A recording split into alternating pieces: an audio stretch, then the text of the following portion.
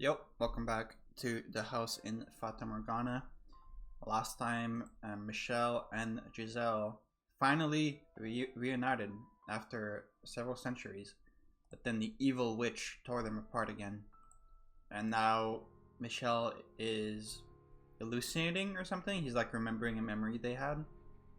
Not sure what this is gonna go, but we're gonna find out. See what I was saying, Master? With just a short conversation, I know you better than I did before, and you me. That's fine and well, but what do I do with that knowledge? Huh? You don't do anything with it. It's fun learning things you didn't know before. That's all there is to it. And what happens when there's nothing left to learn? It's a day I don't think will ever come. People are always changing, growing, so there's no upper limit to what you can know about them. There's always something new to discover. Maybe we'll be here for many more years, or maybe you'll be able to go home sooner than you expect. But either way, I hope we can keep getting to know each other until then. And of course, if you're open to it, it doesn't have to end there. We can continue getting to know each other for years to come. Ah, hey now, what are you looking away for? What do you think? Because you keep throwing me off balance. A few months ago, I was doing everything in my power to avoid her. Yet now that smile of hers seems so oddly enchanting. I don't understand. I will do my best, so that we can make this work. I'm glad to hear it.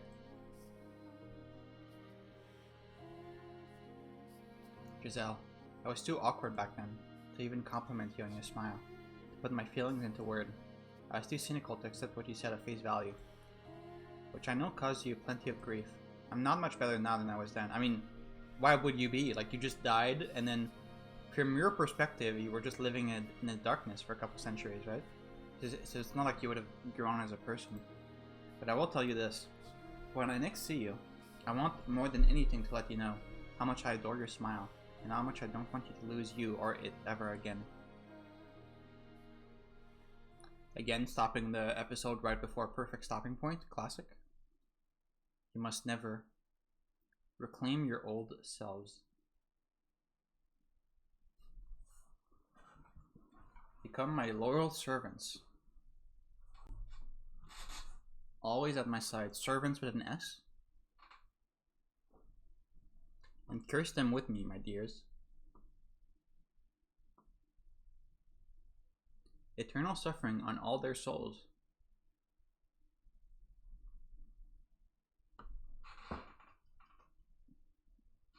Ooh, this text box. There's blood. My consciousness wavering like a ship at sea is slowly drawn back to the surface. With each new breath, feeling gradually returns to my fingers. I can hear the pattering of rain from somewhere, and the sound of a crackling fire. Creak, creak, creak. Splurt, splurt, splurt. It takes a moment for me to realize I'm in the very same spot where I first awoke. I don't know how I got here, but I'm sitting in a rocking chair, hunched forward. My head feels like someone filled it with rocks, and I'm having difficulty focusing. My joints are creaking, and I feel like I'm going to vomit. A suffocating odor hangs over the room. What is this? Giselle. Giselle! Everything comes back to me all at once. That's right, I watched Morgana kidnap her. I watched the witch drag her into the darkness, unable to reach her hand. Where are you, Morgana? Gah. I know you're there, cackling as you look down on me. Say something, witch. I will find you, and I will take her back. What on earth? There's a pool of liquid on my feet, rising just short of my ankles. Of your ankles? It's sticky and uncomfortably warm. That's a lot of blood. Every step I take makes splat splat noises. This is blood. that's a metric shit ton of blood if it's reaching your ankles. The matron has taken on a very different face from when Giselle was leading me through its halls. Blood of unknown origin not only covers the floor, but it also streams down the walls and drips from the ceiling. I'm speechless as I behold the dreadful scene. Every breath I take tastes and smells of rust. Ugh. It's all so unreal. Beyond my comprehension, all I can do is stare, aghast, feeling like I might pass out. Giselle. Are you seeing this? The same twisted nightmare as me? An image of her floating alone in a vast sea of blood flashes through my mind. That vision kicks me into motion. I promise I will come for you, so please just hang in there for a little longer. I begin walking, or more accurately, dragging my heavy feet forward.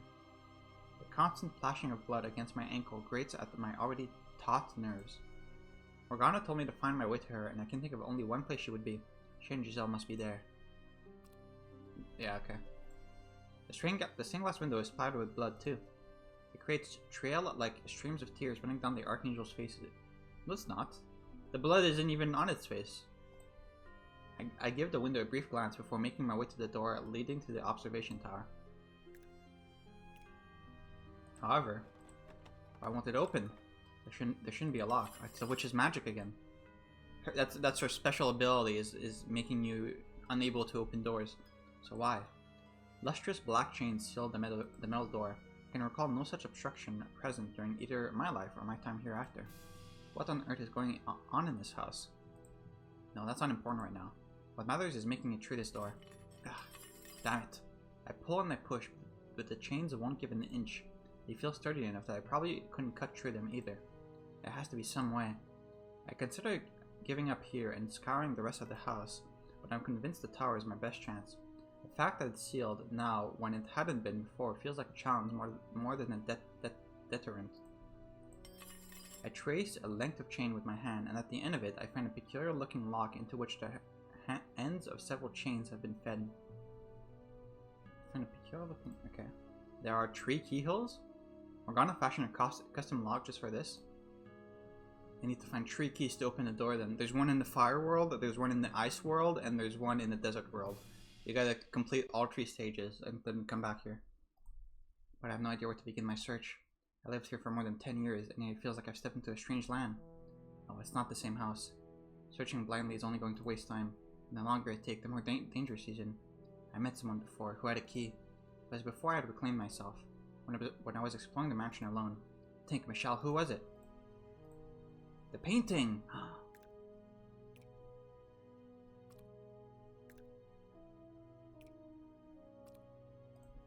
Like everything else in the house, the painting is covered in blood.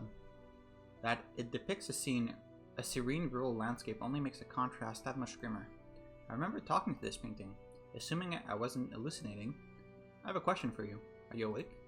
You gotta put your hand in it. Please wake up. Ah. Can you hear my voice? Please say something. Gah. You reside here in the house like the witch, don't you? You've been here with her all this time, haven't you? Then you must know how to get into the observation tower. About the 3 keys that I need to open the lock. I need to get into the tower. Please, tell me where I can find the keys. Say something, damn it. Answer my question.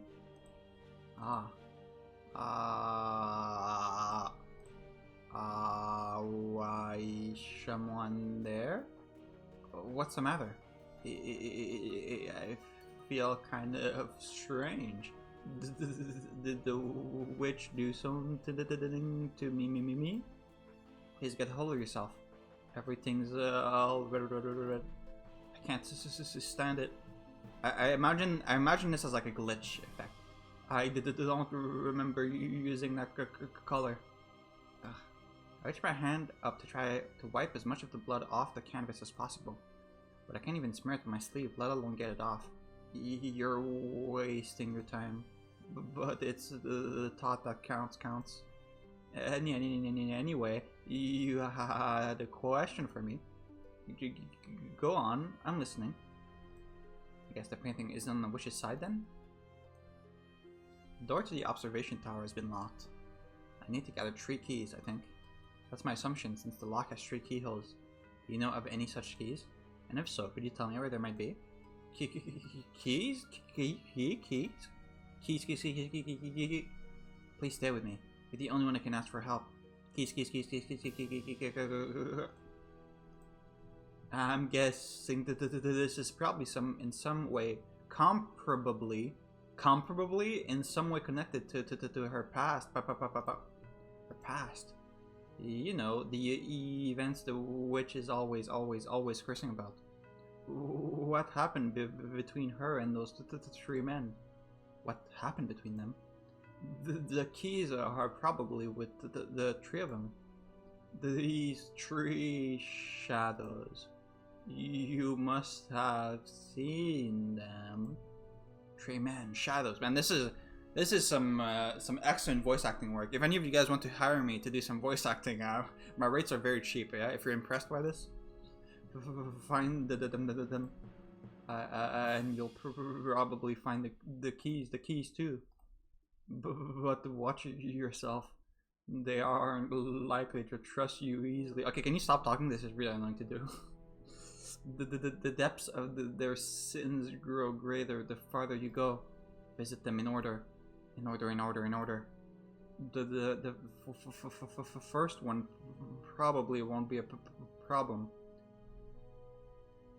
The depth of their sins grows greater the farther you go. Are we gonna get 3 more stories?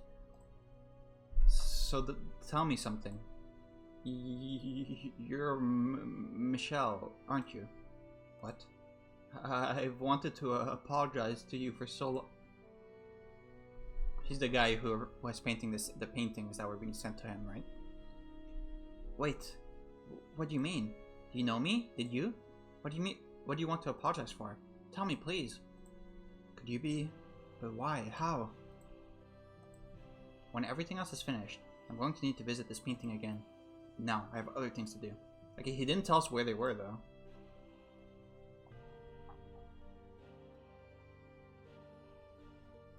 The painting gave me a hint about where I could find the keys. I don't know anything about this past Morgana has with the 3 men. I never asked her about herself after all. So maybe I'm going to end up having to do more than simply take Giselle back. Has our involvement with the witch caused us to be swept up into a twisted maelstrom of fate? Regardless, I need to get to work. The painting said to visit them in order. I assume he was referring to the order I entered the 3 doors? Sure, why not? Oh god. Okay, well, is there a bad ending if I fuck this up? We went to the rose garden first. What if I fuck it up? Because of the den.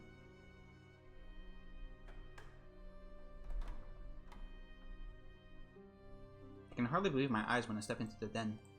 In the middle of the room is a large rectangular table. Several balls roll across its surface, and perched on one corner, looking down at the floor, is her, Giselle. Giselle! The question of why she's here never crosses my mind. All I feel is elation to see her once more. There's no room for anything else in my head. I run over to her, put my hand on her shoulder. Thank goodness you're alright. And turn her toward me. Jump scare? Oh. What? Oh. Giselle? Giselle! I shake her, causing her head to droop lifelessly. There's not a trace of light in her unmoving eyes. Why, Giselle, why? Say something, Giselle. Say anything, please. This can't be. You can't be. You can't be. My mind goes blank. I can't catch my breath. The world is hazy. Why, Giselle? Why did I have to find her like this? Why? I swore I would do anything. I swore I would never lose you again. Talk to me, Giselle. Say something, please. I want to see you smile once more. Giselle. What? Did she explode? It happens in an instant. Too quickly for me to make any sense of it. By the time I recognize the smell of gunpowder, everything's already fading to black. No, I'm looking at the floor. I don't have the strength to lift my head, and I don't have time to wonder what happened to me, or why I can't stand, before the last thread of my consciousness snaps. Cool ending. Oh, not an ending? Michelle. My goodness, this room's master certainly knows how to make a mess. For someone who can barely shape his soul into something resembling a human, he has no respect for others. Such an appalling man. Oh, I feel so awful for you, my darling devoted Giselle. To have to witness the death of your beloved not once but twice. How did this happen? Michelle, say something please. It happened because he didn't remember the order that he went into the doors. You came to find me, didn't you? So get up, please. You're wasting your breath, my dear. His fate has been sealed. Only eradication awaits him. I don't have to tell you why, do I? It's not just his body that was destroyed. He will never come back to you. For all eternity. Why? Why did this have to happen to him? Again, it's because he didn't remember the order that he went into the doors. Don't direct your anger at me, my dear. I'm not the one who did this. Well, I did tear you apart. I did not kill him. His death was not my intention. Look at this, Giselle, and tell me. You don't feel hatred. Tell me you don't want to curse the one responsible. You do, don't you? You want to join me in cursing the man who did this to your beloved, and everyone connected to him. Or will you let him get away with it? I would never let him get away with this. Hey, I didn't think so. He will pay. All the torment in the world isn't enough. He must pay. Yes, that's the spirit, my darling Giselle. I'm here for you to inflict as much suffering on them as you desire, in whatever fashion you wish. Eternal suffering on all their souls. I know, Michelle, that this won't accomplish anything, but I'm not strong enough to choose another path. Not now that I remember everything. All the time I waited for you, all the love I felt for you, my life as Giselle. This is too much for me to bear. Without the protection of my cocoon, I can't cope with it any other way than turning to hatred. How am I supposed to keep myself sane, having lost you twice now? I just don't know.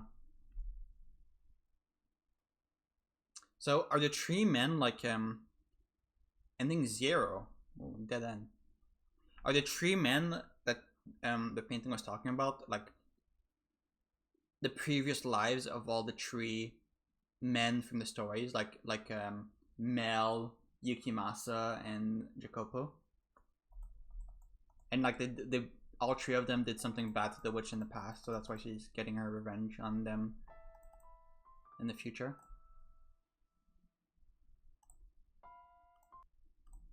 Right, what's gonna happen in this door? Are we gonna get cut in half by a guy with a katana?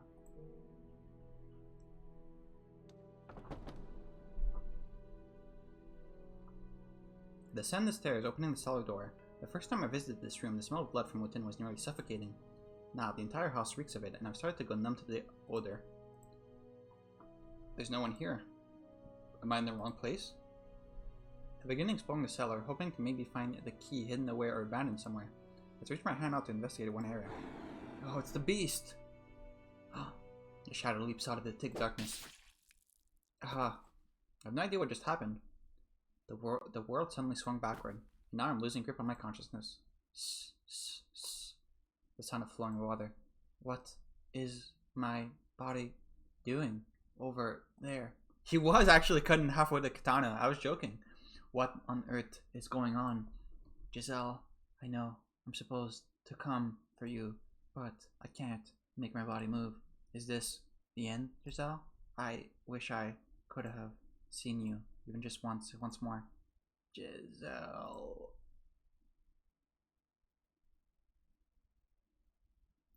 Really just has a terrible memory.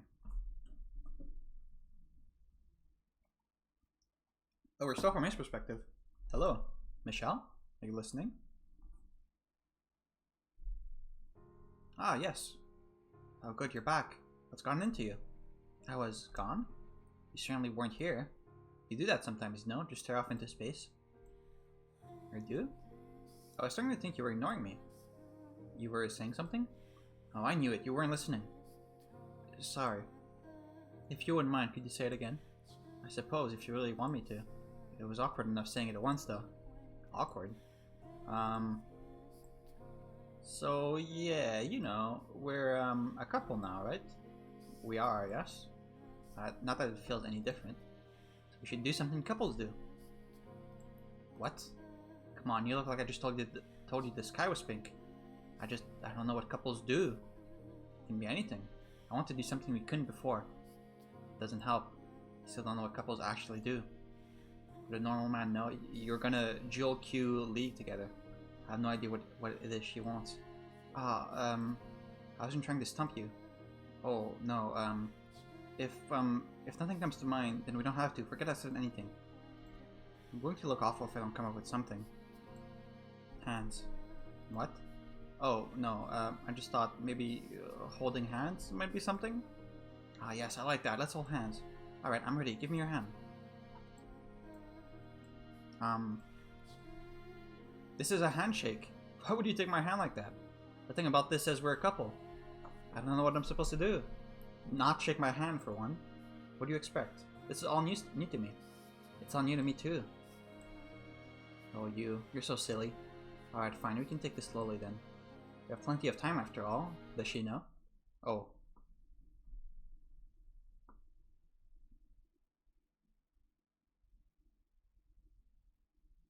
Oh, okay, it's considered the same ending.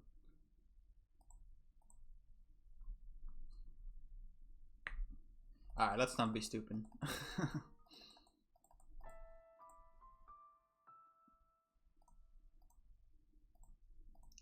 The Rose Garden.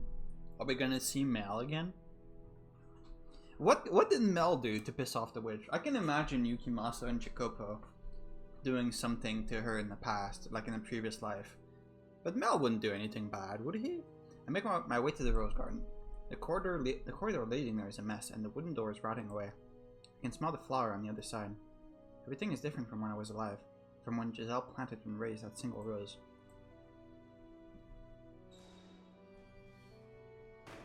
A scene from the past spreads out before me. The field of once proudly flourishing roses is now withered and grey. Knowing how beautiful it had once been only makes it that much more dispiriting. A bitter breeze brushes past me. The solitude hangs over the garden like a thick fog eating away at me. This isn't what I wanted. Hello, Mel? Someone, get me out of here. Oh God, tell me that I'm not the bad one here. The young man's shadow stands off to the side, muttering listlessly to himself. I recognize his voice. Do you have the key? The boy and I have never met, but I feel like I know him quite well, like we have been acquainted for many years. I know how polite and mild-mannered he is. I know how kind and how vulnerable, how human his heart is. However, very little of that boy seems to remain. This isn't what I wanted. Oh God, please answer me. Someone get me out of here. Tell me that I'm not the bad one here. Answer me, Mel Rhodes. I know that's you. Huh?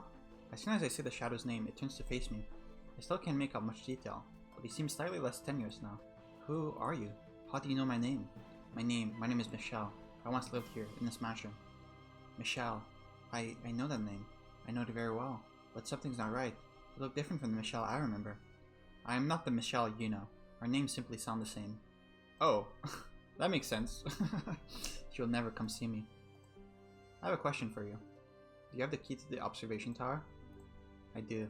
Would you please give it to me? I need to get into the tower. And what do you need there? There's someone there I need to find. That's all? It may not sound like much to you, but it means a great deal to me. You're not one of her prisoners then? No. I came here of my own will. To find this person? Exactly. Then maybe you can help me. Help you how? Set me free. Convince her to release me from this place. I'm begging you. The anguish emanating from the boy's shadow is so thick it causes me to recoil. There's a tread of dark desperation in his voice. Has he been in prison here for hundreds of years like Giselle?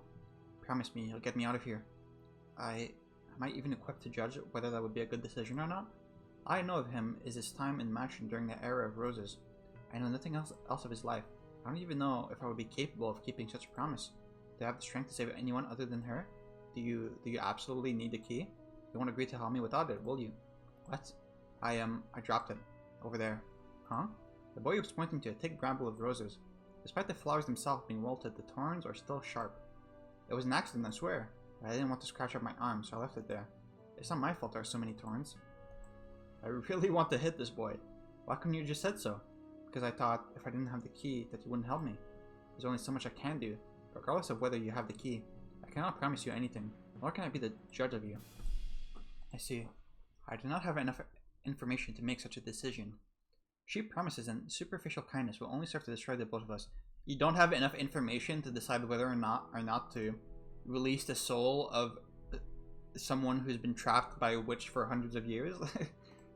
Now, if you'll excuse me, I'm going to retrieve the key. What? You'll never get it out of those thorns. I don't care if it's at the bottom of the ocean, I will have that key. You're wasting your time. I approach a bramble, reaching out for it with my right hand. From behind me, I can sense the boy watching. First, I attempt to sprint the tangled, thorn-ridden stems so I can put my arm in without injuring myself. They seem to be made of iron rather than plant, and my efforts prove mostly fruitless. The only opening is barely large enough to fit an arm in, and it resembles a 2D mount of a beast. Looking around the garden, I can't find anything that looks remotely useful. I guess my only option is reaching in. It's not going to stop me. It's like a fucking saw trap. I lean down, inserting my right arm into the thorny cavern. Immediately, they begin ripping at my sleeve and gashing at my flesh. Ugh. Blood spills down my arm. I'm long since dead, no longer human, but the pain still agonizing, still very much real. He gets to the next room. Okay, the key this time is in your right eyeball. You have 30 seconds to get it out, or your fucking jaw is gonna explode. Giselle, she doesn't bleed, she doesn't feel pain. Am I not the same as her then? It doesn't matter right now. Focus on getting the damn key. Streams of crimson spread through this tear-like tangle, gnawing at my arm like a ravenous animal. What the hell? Where the hell is the key? Was you just lying? Is there no key here? The thorny stems are twisted and layered so thick I can't see inside at all. As I dig around blindly, I start losing feeling in my arm. It's an endless deluge of pain. Hey, cut it out. You're going to lose your arm. I will not stop until I have the key. Don't ask me for help. I wasn't even considering it. Collect what remains of my gradually fading sensation and focus it into my fingers, praying even one of them will brush against the key. Gah! Damn it! But as much as I search, as much as I dig, I find nothing so much as resembling a key, which means it must be deeper than I can reach my arm, and so I cannot give up. Hey, please be quiet right now. I need to focus. I'm sorry, I do. Problem, troll face. Problem, you mad, bro? I'm sorry, I do have the key actually. You what? I'm so sorry. It didn't look like you were willing to help even if I gave it to you, so... Plus, she told me not to give it to anyone for any reason. Hold still so I can beat you. I didn't mean you any ill will. You most certainly did. I'll give you the key, so please have mercy. Trembling in fear, the boy's shadow sticks out their hand, holding a key. The arm I used to dig through the thorn is so bloody and gashed I can barely look at it, but it does still function. And so I take the key from him with my right hand. That's so funny. Oh, yeah, we got it. Why couldn't you use your other hand? That's gross. That's the idea. You're kind of a jerk, you know? It's a laugh coming from you. Do you have any idea how much that hurt? I know. I'm sorry, really. But hey, you're alive, so no big deal, right? But wait, can you actually say either of us are alive? Haha, I don't even know anymore. Hahaha. I do appreciate you giving me the key, though. Seeing as it seemed to be rather important to you, too. Hey, is this person you want to get back really worth going through all this for? She is. She's the one person who ever loved me, and she's waiting for me. I see. You know, I had someone that meant a lot to me, too. My sister. Which one? I said it before I read this line. Which? The one with flaxen hair, like me. If you happen to see her, do something nice for her, please. That, I would say, is your responsibility. Yeah, you're right. Well, I'll keep it in mind. Thanks. In the tale of witness, the boy pushed his sister away. For an understandable reason, admittedly. But now he seems to bear no grudge for her. Yeah, I'm surprised he didn't say the white-haired girl. Did something else happen between them? Even if it did, I don't have time to ask about it. I'll be on my way. Alright, take care. There are 2 more keys. Watch out, though. They're not the most friendly people. I'll probably be even more enraged locked up like this. I appreciate the warning. If only someone like you had shown up sooner and taken the keys from us. Goodbye. After bidding me farewell, the boy's phantom dissipates into the shadows of the rose garden. I wonder if he's gone back to mindlessly muttering his regrets. I should get going. Like, I assume if I go to the den, it's going to be the same bad ending we saw earlier, right? It's not going to be a different one. I mean, I can check really quick.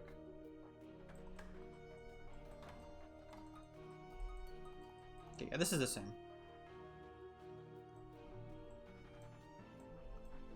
Cellar. Yukimasa. Square up. I descend the stairs, opening the cellar door. The first time I visited this room, the smell of blood from within was nearly suffocating. Now the entire house reeks of it, and I've started to go numb to the odd odor. There's no one here. Am I in the wrong place? I begin exploring the cellar, hoping to maybe find the key hidden away or abandoned somewhere. As I reach my hand out to investigate one area. Wow! The shadow leaps out of the thick darkness. Ugh. It's so swift I have no time to react. My body freezes in place. A shadow stands before me, holding the tip of a blade mere inches from my face. A key. You have a key. I do, yes. Cold sweat trickles down my back. My voice is shaking and there's no hiding it. The shade appears to be glaring at me, though I cannot make out its face. After a few seconds, it withdraws its blade. Let me see it. The boy's key. Did he give it to you? In the rose garden, yes. Are you 2 acquaintances? How could that be, though? You're from a completely different era and country. Who are you? No, never mind. Who you are is irrelevant to me. Are you human now? If you are speaking of my nature, then no is the only answer I can give you. You didn't kill me, though. If you wanted to, you could easily secure me where I stand. If that's what you want, I'd be happy to oblige. What did you come here for? For your key. I came to ask if you would give it to me. You mean to open that door? I need to get into the tower, yes. I see. Take it. That was easy.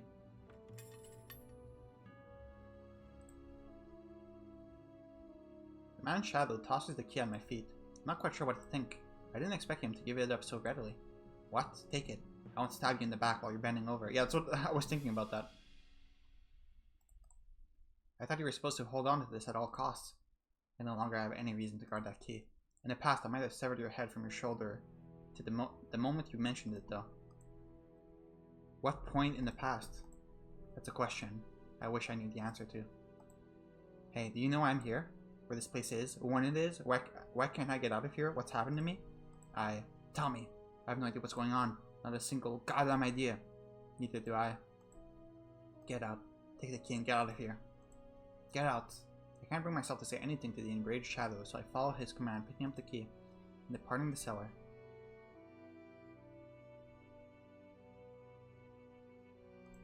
I thought I was dead for a second. This makes two, though. What could have happened between these people? The painting mentioned the past with them, and Morgana spoke of the wicked man she cursed. Does that mean they did something awful enough to earn Morgana's spite? Right now, though, I must push onward. If I'm not mistaken, the final key should be in that room. The room with the billiards table? What is billiards, anyway? I should get moving. Yeah, you must have been really confused watching that story. There would be a lot of things you didn't understand. Once I have this key, I can get into the observation tower. I'm almost certain Morgana is waiting for me there. With Giselle. So I gather my resolve and hurry to the last room, not wanting to take even a second longer than necessary getting her back. Okay, please don't shoot me in the head, Jacopo. So the first guy was English, the second guy was Japanese, and this guy is Italian. I can hardly believe my eyes when I step into the den. In the middle of the room is a large rectangular table. Several balls roll across its surface, and perched on one corner, looking down at the floor, is her. Giselle! Giselle! The question of why she's here never crosses my mind. All I feel is elation to see her once more. There's no room for anything else in my head. I run over to her, put my hand on her shoulder. Thank goodness you're alright, and turn her towards me. What?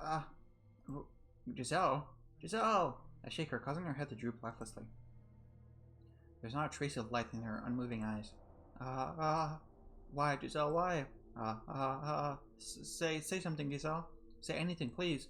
This can't be. You can't be. You can't be. My mind goes blank. I can't catch my breath. The world is hazy. Why, Giselle? Why did I have to find her like this? Why? I swore I would do anything. I swore I would never lose you again. No, this can't be. A thought crossed my dazed, despair-wrought mind. It's probably nothing more than vain hope, but... Not a drop of blood spilled from my breast. That's right, she doesn't bleed. So this can't be her. This isn't her. Or maybe Morgana has the power to alter Giselle's very nature. Kill her with the flick of her wrist. If she can do that, then she can also make, like, fake bodies, obviously. No, I don't even want to think about it. There's no hope to be found down that path. All I can do is pray. Beg for her to still be alive. Or if alive isn't the right word, herself. My prayers bring me back to reality. Which is when I realize... There's something hard pressed against the back of my head. I hear a harsh metallic clink. What? A piercing bang rips through the air as I drop to the hard floor. My ears are ringing painfully. Through the cloud of smoke and confusion, I see a man's silhouette. Missed. It takes several moments for me to recognize the object in his hand as a gun, not only because it's draped in shadow, but because I've never seen one with my own eyes. Had I not witnessed what they were capable of through the stories, I would not have understood how terrifying they were. Not a problem, no. I'll finish you with the next one. Now, you hold still, boy. Start running around like a rat, and I can't guarantee you a painless death. Wait, hold on a second. What are you trying to kill me for? Because you make too much goddamn noise, that's why. Don't tell me you're the one who... What? I turn my gaze towards the large table. Giselle isn't there. It must have been an illusion after all. The realization sends a wave of relief through me. I still have a gun in my face, though. Curious man you are. Does the table warrant your attention more than me?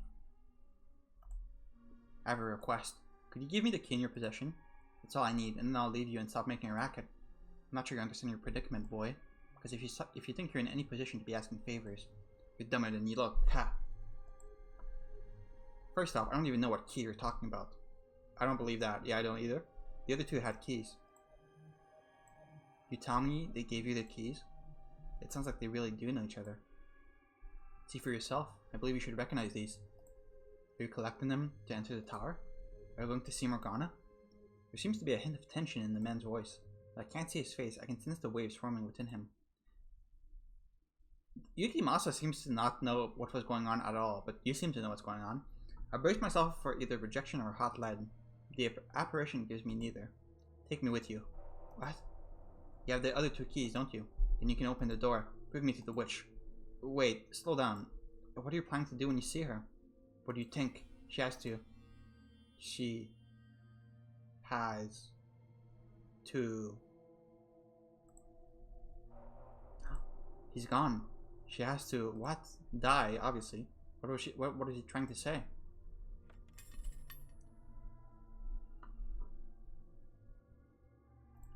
On the floor where the shade stood is a new key. Curious though I am about his last words. This makes three. I have all the keys now. Are you trying to rile me up, Morgana? Are you enjoying yourself up there, showing me these phantoms and watching me squirm? You see, wait, I'm on my way. I gave the room a brief once over before making my way back to this chapel. Okay, getting those keys was easier than I expected.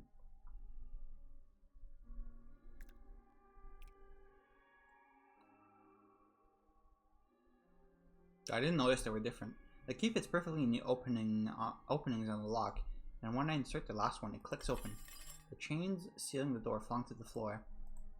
They're waiting beyond this door at the top of the stairs. I start pondering what I can even do in a face-off against Morgana, which sends a nervous shudder down my spine. I'm not going to back down regardless, but she is a witch, and I'm a mere human. Formerly human. Yeah, I think you need to, like, win the charisma check. Like, you're not gonna beat her in a fight.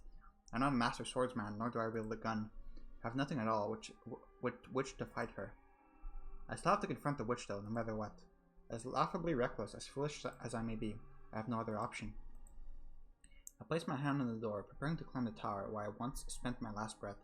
Grizel locked safely away in the chamber at the top. The tower where I first met the witch. No hesitation. Oh, scrolling up. Wait, no, it didn't do the scroll up. Aw, oh, man. The sound of blood streaming down the stairs echoes off the stone walls. Although I have begun growing numb to the house's otherworldly ornamentation, the sight of a seemingly endless river of blood flowing down the spiral staircase sends a chill through me. Every step I climb makes a splat noise. When I reach a window, I look out to see a churning, reddish-black fog. Oh, this brings me back. You climbing these stairs alone, just like old times. Morgana. I waited so long for someone like you to show up. Someone with enough despair to resurrect me. Give her back. But now I don't see it in you. I don't feel one bit of that intense hopelessness anymore. Give her back. And here I thought we were cut from the same cloth. Morgana. Yes, I'll give her back. If you can make it to me without losing yourself. I'll not give up. It doesn't matter what you do. Heh. Looking up, I can't see how far the stairs extend. It's just a gaping blackness. I have no way of knowing for sure whether I'm getting any closer. Around and around, around and around, around and around. Beneath me, the blood river traces the same path in reverse. I start to wonder if the staircase even does end. If I'm not just eternally retracing my own steps. But I continue climbing regardless. It's all I can do. Put one foot in front of the other and hope I make it to the top. Morgana. What is this place? What did you do to it? What is it? Why, it's the mansion you lived in for a decade, of course. You look at this and tell me it's the same house. What's with the blood everywhere? And the tree shadows. Now, my dear, no need to raise your voice. And you're being impolite, one question at a time. Answer me. What is this place that's immaterial? Even if I were to give you an answer you found satisfying, what would that knowledge do for you? Your objective is to reach the top of these stairs and rescue Giselle. Nothing more, nothing less, isn't that right? For a bad chance of you taking an interest in me, despite never once asking me about myself before. My gut tells me that without knowing what this place is, without even the briefest glimpse at its nature, I won't be able to safely get her back. Without knowing what I'm up against, I don't stand a chance. Please tell me about this mansion, Morgana. About yourself. What are you, Morgana? A witch? No, that's not what I'm asking. Why do you have the powers you do? What are you? Yes, I get it. Humans feel the need to attach names to things and phenomena they don't understand. I understand that feeling very well, which is why I'm sure you'll be rather disappointed when I reveal the truth. What do you mean? What I mean is, I'm an ordinary human. That's not possible. You expect me to believe a human created this illusion? And are you saying I'm a magician or a wizard like you might see in a fairy tale? I would believe that over you being human. Think back then, would you? Recall our time together. Did I ever once use magic? Did I control fire or wind? Did I create illusions? No, I did none of that, because I could not. To you, when you were alive, I suppose you could say, I was not but a simple ghost. A rather mischievous, but otherwise powerless spirit. And I was nothing more to those 3 men either. The witch Morgana was never anything but a wretched phantom haunting this whole house. But then, how do you explain this? Michelle, my dear, we're not the same beings we once were. We're different than we were in the realm of light, the era of the living. You figured that much out, though, haven't you? That you're already dead. Yes, I know. I know I couldn't possibly be alive. But still, you view this world through the lens of the living. You make no effort to see it as the land of the dead. Tell me, why would you think that the realm of the living and the dead are the same? Though the worlds behind each door were so vibrant, the mansion itself never had any color. They were the memories of the past, of the land of the living, of times forever lost to us. Our lives have already come to an end, my dear. Every last soul within these walls is dead. This is the world that lies beyond the end. It is my world. This is the afterlife, where I get caught up in the minutiae.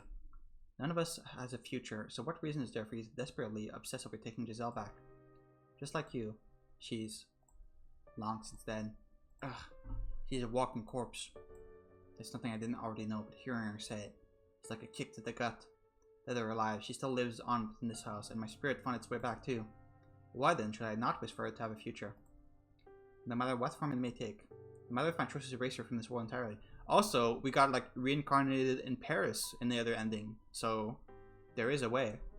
Having seen what lies beyond the door in her heart, what happened in all those hundreds of years, I could never let her remain here with you, trapped in this world bereft of light, drifting aimlessly for all eternity.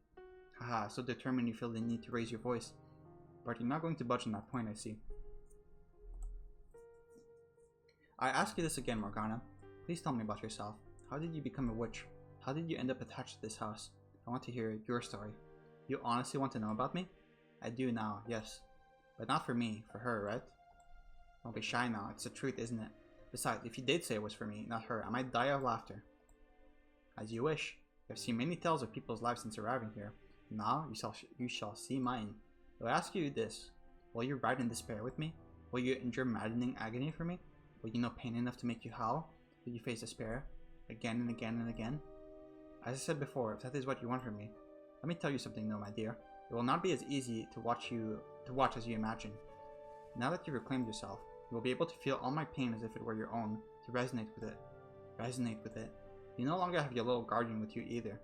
What guardian? She was always protecting me. Heh.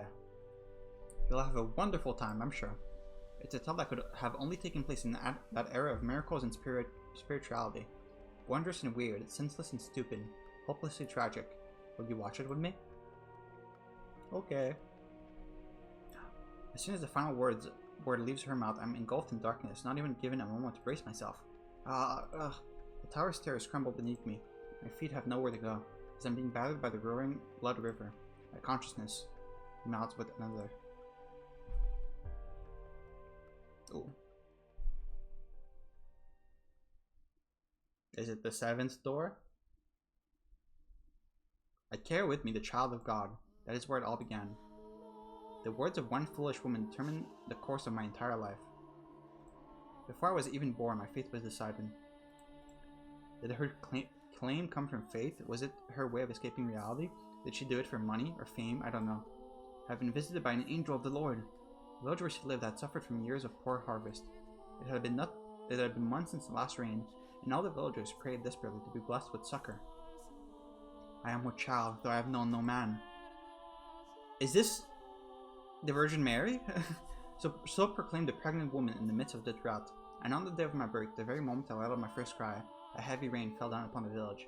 Heavy rain, you say? The storm quenched the parched earth, nourishing the crops and saving the village. The villagers were astounded, for they had thought the drought would never end. As plump drops of rain poured down upon the village, they gathered around newborn me in exultation. Ah, she is the child of God. Perhaps there would be more wonder in claiming I had magical powers. Perhaps it would make a better story if I were to say there were higher forces involved. But all these years later, here is what I truly think. It was nothing more than a fluke, an improbable stroke of luck, an unbelievable fortunate accident for my mother in the village, and an indescribably unfortunate accident for myself. I am a child, though I have known no man. Haha, as if that's even possible. Maybe she had fooled around with a man who had gone and abandoned her, and she spouted those lies to convince herself that it had never happened. None of the village men made any claim to be my father. Perhaps he was someone else's husband, and as such he couldn't reveal himself, as adultery is a sin in the eyes of God. The girl they were praising as a child of God was, indeed, not more than the ordinary daughter of a wretched woman. At the time, though, I thought differently. I believed my mother's words, convinced I was a saint, and it gave me a sense of duty, of purpose, rather than superiority. As a daughter of God, I believed it was my responsibility to help anyone in need. So every day I prayed. I asked my father what I could do, what I was meant to do. Not everyone is equally good, however. There will always be someone who lends their ears to the devil's whispers. One man claimed it was the daughter of a charlatan. He shouted for all to hear, "If you really are the child of God, then perform a miracle for us." Could he have been any more unreasonable? Miracles are neither magic nor parlor tricks. They are realized through the power of faith. A lowly villager has no place demanding God prove his own divinity. It is the height of arrogance, but the man refused to heed my words. So having no other choice, I contemplated what I could do to show him I was indeed a saint, and blood was the spark of my inspiration. Michelle, the time when I lived and the time when you lived were not so different. Our views and beliefs about the world are very much the same. You should understand that in our time, blood was seen as unclean. It was a dreadful thing, ridden with diseases, which is why we drained the blood from animals and purified the flesh before consuming it. But being a saint, my blood would have been different. What is his background? It's like a ship. I'm not sure what I'm looking at. It looks like a ship that's like fallen over, or like capsized or something. But being a saint, my blood would have been different. Like the blood of the saints who came before me, mine would be blessed. I believe it would be able to cleanse people's impurities. For my demonstration, I chose an elderly woman afflicted with a terrible disease. She was on her deathbed, and no one thought she would live for longer than another day or two. The woman was overjoyed when I came to visit her. Sincerely believing me to be a holy servant of the Lord, she gathered all the strength she could muster to climb from her bed and kiss my feet. I felt an intensely deep love for this woman. Placing my hand upon her cheek, I said with all the kindness of my heart, "My beloved sister, partake of my blood." The woman agreed without a glimpse of hesitation, and so I pricked the tip of my finger with a knife and let the blood drip into her mouth. Within 3 days, her health had improved enough for her to get out of bed unassisted. That's lucky. Seeing that, no one in the village doubted my powers any longer. In fact, the man who had accused me of being the daughter of a charlatan was subsequently punished for his sins, received much deserved retribution for challenging the daughter of God, for mocking her. But of course, being a saint, I forgave the man. He in turn repented and changed his ways, worshipping me as a true child of God. Now, I'll be honest with you. I was ecstatic, utterly elated. I felt like I was on top of the world, and I reveled in it. Villagers showered me with adulation. They revered me, the daughter of God. Anyone who didn't was punished. And on top of that, my blood could cause miracles. Tell me, do you look down on me for feeling the way I did? The actual child of God would never let herself be consumed by such base emotions, would she? But if you would give me a chance, I would like to explain myself. I was but a young girl at the time. And to a child, her mother is the world. Yeah, I mean, I feel like anyone in your situation would think the same thing. Especially, like, in the fucking, like, whenever this took place. Like, I don't know exactly when this took place, but this was, like, over a millennia ago, at least, so... Anything she says is the absolute truth. So when my mother's claims so happened to coincide with a lucky miracle, my young mind was set in stone. I was a saint. My blood could heal the sick. And nothing would convince me otherwise. After all, I was but a girl of 6 years old. 6? You were 6? It is not my place to decide whether my blood truly had miraculous powers or not. If you think it did, then it did, and if you think it was all happenstance, then so it was. Miracles are brought about by faith. So the elderly woman who was healed was done so by the power of her own belief, yet placebo. Baseless hope and desire can, at times, make the otherwise impossible reality. You understand just how major a role religion played in my time, don't you, Michelle? Especially as someone whose life was taken from him in the name of God. And you understand how powerful word of mouth can be as well, don't you? It didn't take long for word of the miracle-performing child of God to spread. Travelers from faraway lands came to your village, all in search of aid.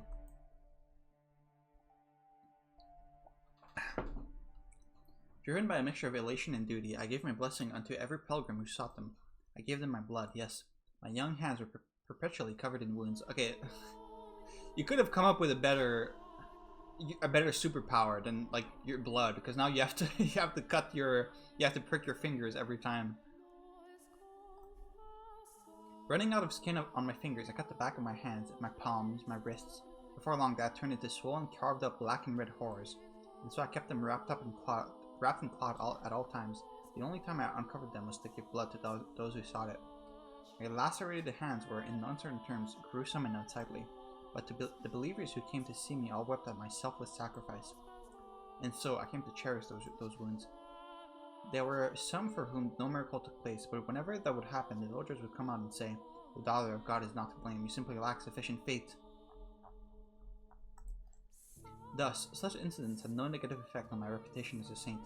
For 3 years, I continued doling out blessings. Okay, so you're 9 now? One day, while I was offering a prayer, my mother let slip her discontent. "Why must you hand out miracles for nothing? Why must you give strangers grace? We should be getting compensated. We deserve remuneration.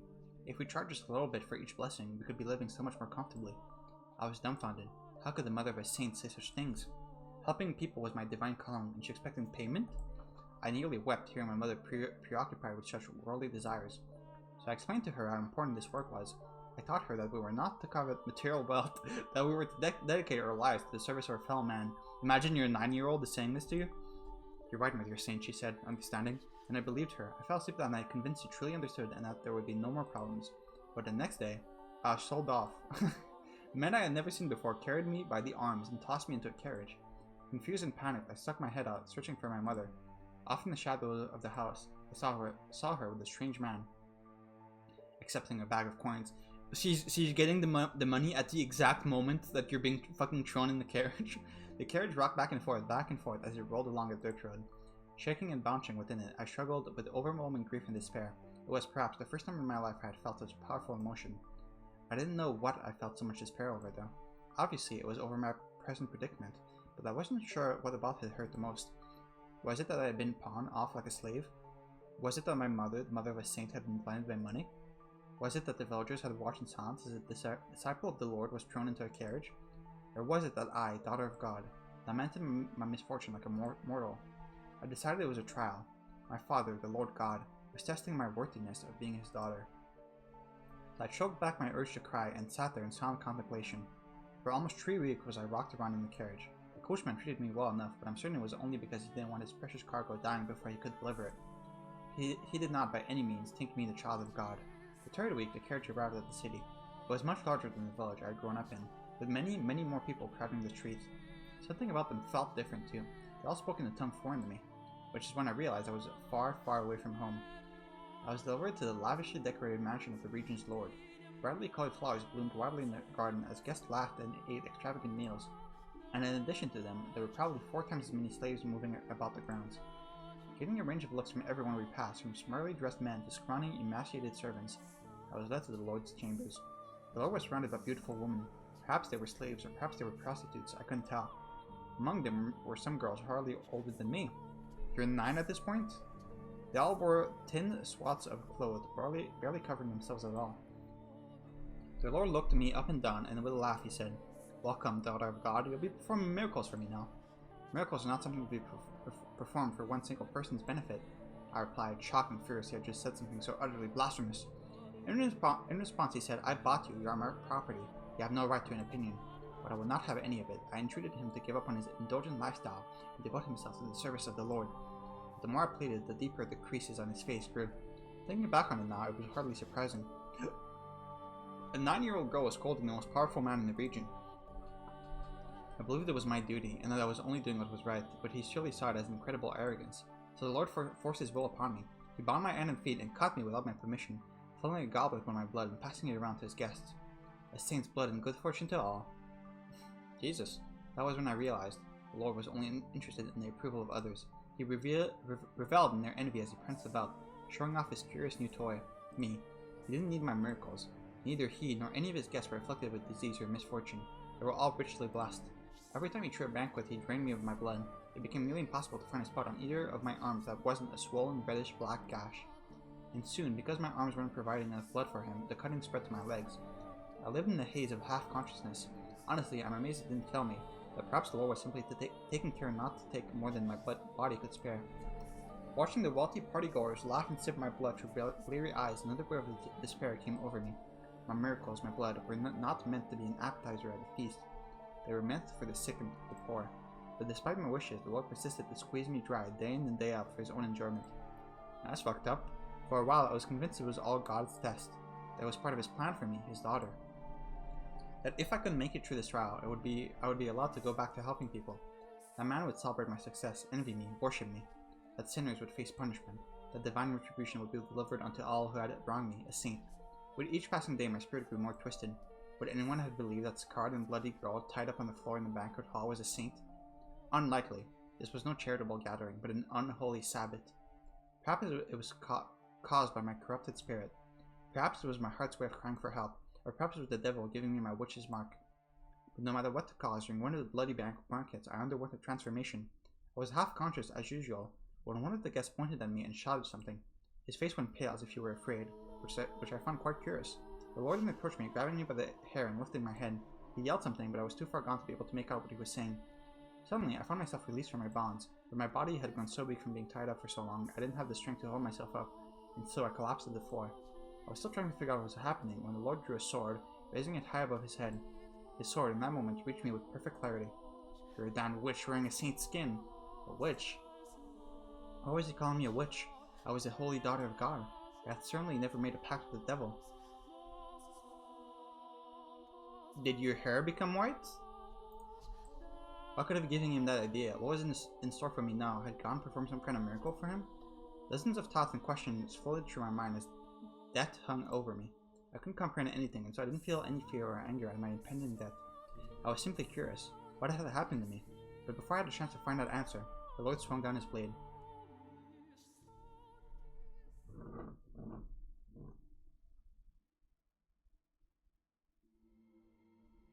Without warning, without any time to prepare, the darkness drains away, and a second later I crash into the stairs hard.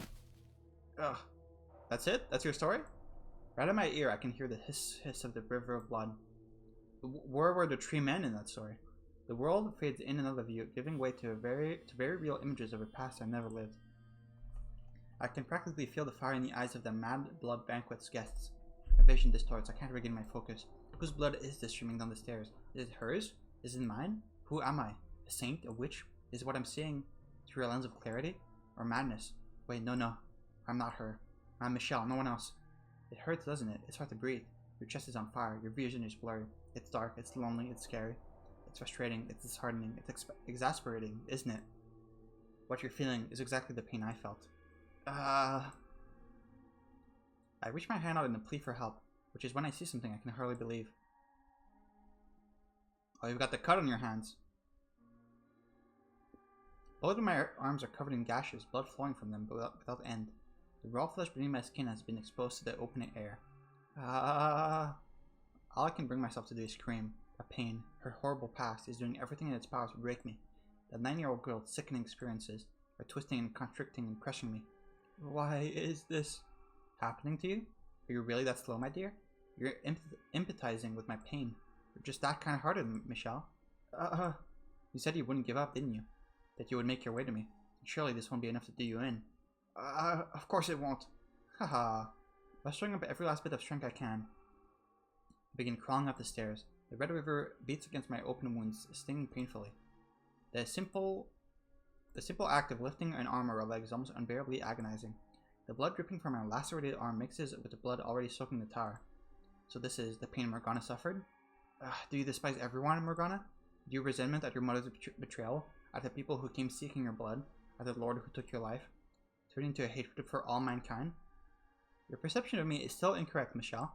My grudge is only against a select few. Think about it, my dear. Of the thousands, millions, billions of people living on this planet, my world is comprised of a bit of a minuscule fraction of that. Hatred for all mankind?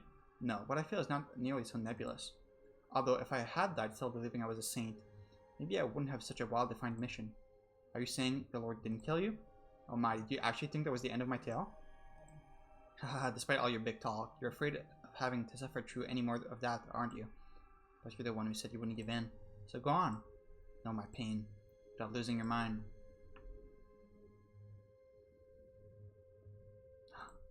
Once again, my surroundings crumble. I have no say. I have no chance to object. Before I'm dragged back to that repulsive banquet, I reach out, stretching my hand as far as it will reach. But all I can grab is darkness. My bloody body sinks back into the abyss. The pain becomes more than just a memory, eroding away my consciousness.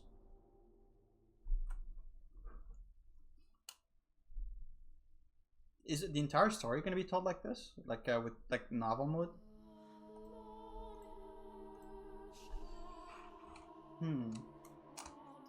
Man, I keep saying like that I feel like we're close to the end of the game, but right now it really feels like we're close to the end of the game. Like we're gonna see the witch's story, then he's gonna make his way up to the tower, he's gonna confront the witch.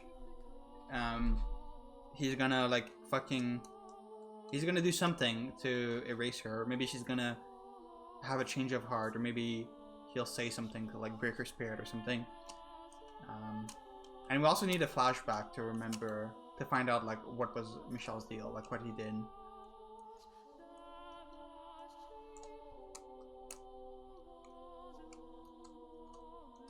I wonder if the noble that did all of this is one of the three people, like Mel, Yukimasa, or Jacopo. Like obviously, when I said those people, I mean like past lives they had, and their new life is just like their soul reconstructed, as the witch called it.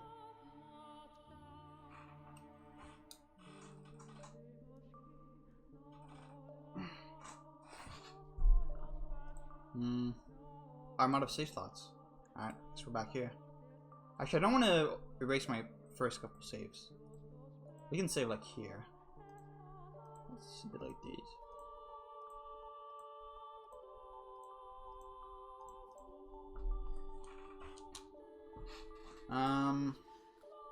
Yeah, I don't think I have much to say. I wonder if the entire witch's story is going to be told in this novel mode, or if maybe we're gonna switch to like the normal sprite style storytelling when we get into like the main story. Maybe like all of this was just like a prelude to the real story, quote unquote. Yeah, I don't know. But yeah, anyway, gonna stop here for now. See you next time for the continuation of the witch's story.